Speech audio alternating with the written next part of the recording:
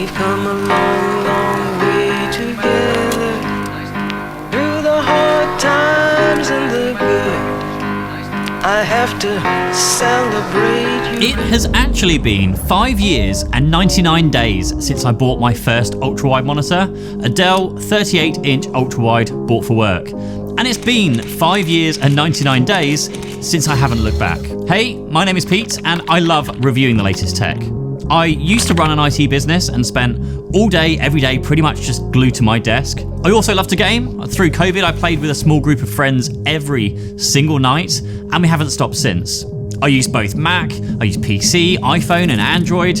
I guess you could say I'm one of those people who will just buy and try just about anything, just to experience how they work.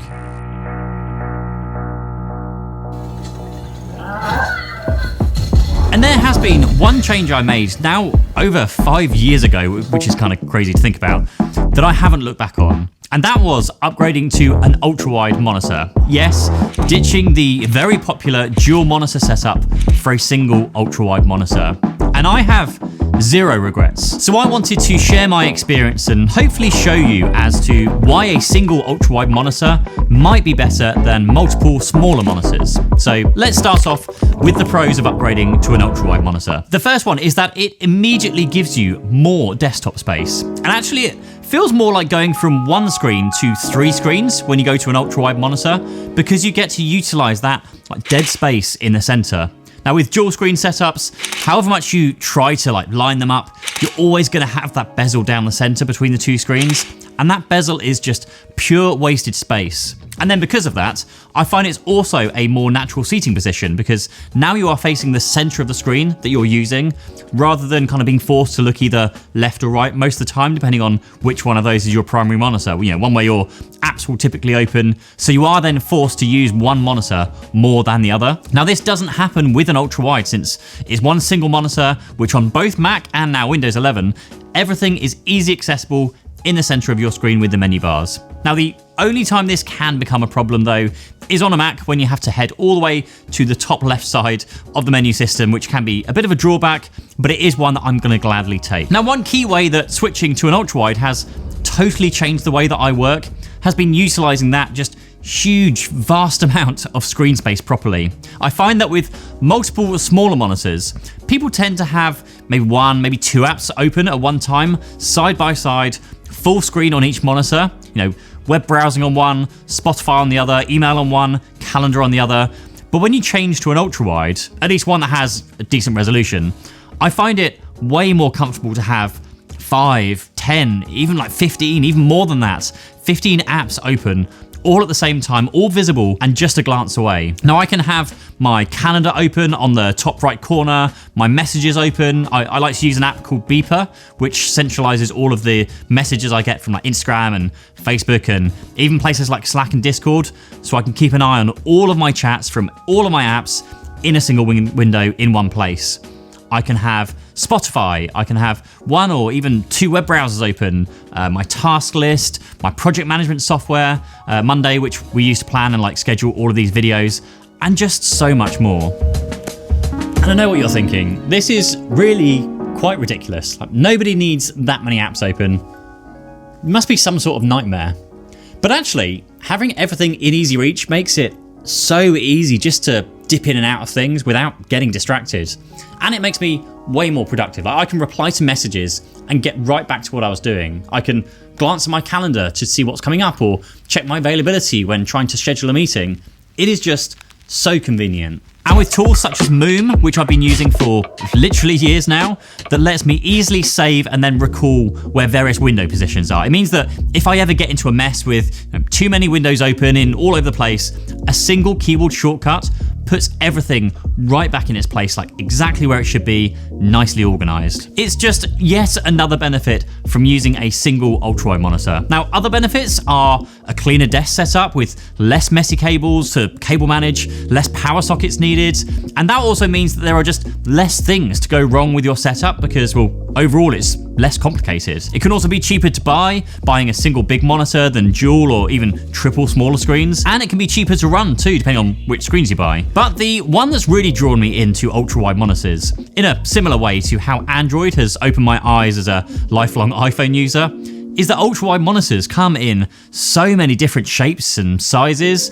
Over my time, I've had a Dell 38-inch, then a Dell 49-inch, then an LG 35-inch, then a Samsung Curve 49-inch mini LED, an OLED 49-inch with a shallower curve, the LG 45-inch curved OLED, and then the 57-inch mini LED monstrosity that is behind me right now. And then more recently, I've been trying out this somewhat more modest Dell 40-inch curved ultrawide. I'll put links down below for my favorite ultrawides if you're interested in checking those out. And I'm actually going to make a buyer's guide video in the next couple of weeks to help you pick the best monitor for you depending on your budget and your use case. But as an example, I could buy a 27-inch Apple Studio display, or for a similar price, I could buy this Dell 40-inch curved ultrawide OLED monitor, that's a mouthful, which is still high resolution, but also has a 120Hz refresh rate, has a whole hub in the back of it with a USB-A, USB-C, a 2.5 gig Ethernet port. It even has this really handy pop-up, or I guess pop-down, cover with extra USB ports to charge devices. It has double the contrast ratio of an Apple Studio display, built-in speakers, VESA mounting, picture-in-picture, picture-by-picture, and just a whole host of features that you don't get with both a Studio display and just with just regular smaller monitors. Now, I love that with this monitor, I can hook up both my MacBook and my PC and connect all my peripherals, my audio interface, my speakers, my webcam, my keyboard and mouse. I even have it powering this nifty little display on my desk, and just by changing the input on the monitor, all of those devices switch across with it. It is so clutch, and it means that I don't need yet another dock or a hub to just wire everything into. Now, if you love gaming, then many games support the ultra-wide resolution, so you get to see more of the game that you otherwise wouldn't see on these smaller monitors. And if you pick a monitor specifically for gaming, then you'll also get very fast response time, something that this Dell honestly doesn't do very well, with a 5 millisecond response time compared to the Samsung UltraWides with a 0.03 millisecond response time. But I love using my Windows PC for work, for gaming. I love being able to connect my MacBook Pro up to my monitor with a single cable to charge and pass through everything onto a big screen. It's just a great all-around life hack, if you'll call it that, to boost your productivity. And of course, you're forgetting the biggest one of all, which is just that it looks freaking cool. But it is not all rainbows and unicorns here, because there are some cons when it comes to ultrawides. Also, quick note before we get into that. Now, this video isn't sponsored, but over the last couple of months, we've been working on something pretty special with 1Password. And so if you are like me and use multiple devices, then there'll be a link down below in the description for a 50% off either a personal or a family subscription to 1Password. And the first 1,500 people to sign up will also be entered to win a bundle of Pixel goodies. But for now, the cons when it comes to ultrawide, the things you should be aware of, and in addition to that, there is also a perceived con that I hear all the time, and that is that if you want to share your desktop when you're on a video call. Honestly, it's never been an issue for me. You just share the application you want to share, and as long as you're not one of those weird people who work in like full screen, even on a super wide monitor, then everyone else will be able to see just fine. And also, I find many people are just buying ultrawides now that the worry that their screen will be too small to see what you're presenting, well, just isn't a problem, because people on the other end are also choosing to upgrade to a single ultrawide instead. But in terms of the valid cons when it comes to an ultrawide monitor, and why you might want to either choose your monitor carefully or maybe even wait for the next generation of monitors. Now, firstly, the fact is that technology is still improving. Like, it's only been really this year where I'm starting to review monitors, which I believe will likely be the end game when it comes to monitors, at least in the form factor. Now, the 57-inch Samsung G9 UltraWide is one of those, but it does have its flaws. It's mini LED, not OLED, which means that it's also really heavy, and there's hardly any monitor arms that can actually support the weight of this monitor as it stands. It has no powered USB-C port for connecting into a MacBook, and you still have to plug in a USB drive to install a firmware update. Fix those problems, and I really think that you've got the perfect solution. Like, we don't need to go bigger than this. I've tried the technically smaller but massively bigger 55-inch Samsung Arc is just ginormous. It has a clunky external set-top box and it just feels unusable on a daily basis, although it has the party trick to rotate it vertically, which is pretty cool to show off. Now, bigger monitors also typically means bigger stands, with lots of them having these like diagonal feet, which then stick out and take up a ton of desk space. Which is why I'm also a huge fan of a nice monitor arm and then a desk shelf underneath, just to make it look like the whole monitor is just like floating, whilst also having a convenient, tidy and a productive desk setup. And for those of you who are into your gaming, UltraWides are incredible.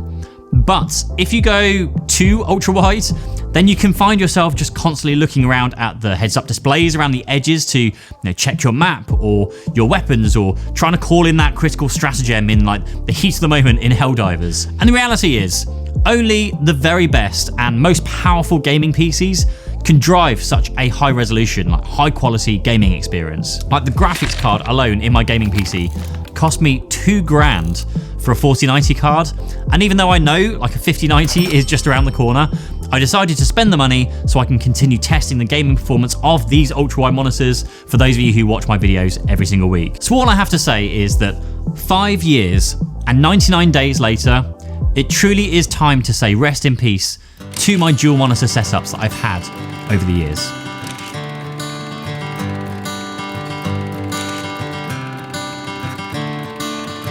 Another turning point, a fork stuck in the road.